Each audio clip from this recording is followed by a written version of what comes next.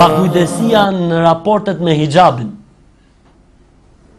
Një motër besimtare e cila është non-stop në adhurimin e Zotit, nuk ka kuptim që të ketë probleme me hijabin e saj, me mbulesën e saj. Ajo është në adhurim të Zotit Xhella Xhelaluhu.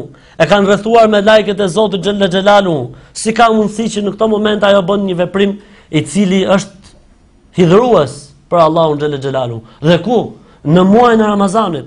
Gjojnë o vëllezër se këta e kam gjetur një nga librat e historisë. Gjojnë këtë ngjarje. I thot pejgamberi sa osem Khadijës. Thotë Khadijë i thot, nuk e di thot nduket se më kanë kap xhin. Kjo bëhet fjalë momentin e parë që ka shpallje. I thot Khadijë, po si ka mundësi i thot? Po thot nduket se më kanë kap xhin. Normalisht o vëllezër, kjo fjali e pejgamberit është argument dhe armë shumë e fortë kundër kujt? Kundër atyre që kanë thonë se profecia e Muhamedit është diçka e shpikur prej tij.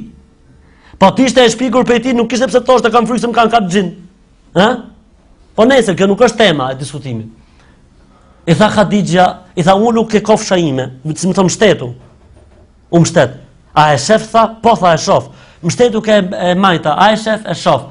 Ulu tha mprenin tim, a e shef? E shoh. Mirë tha.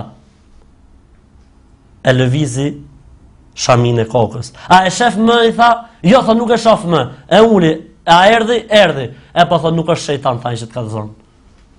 Duhet jetë melek. Sepse meleku ka turp. Meleku ka turp. Dhe meleku nuk mund të afrohet në ato momente kur ka zbulim. Për këtë arsye motra besimtare duhet të jetë e kujdesshme.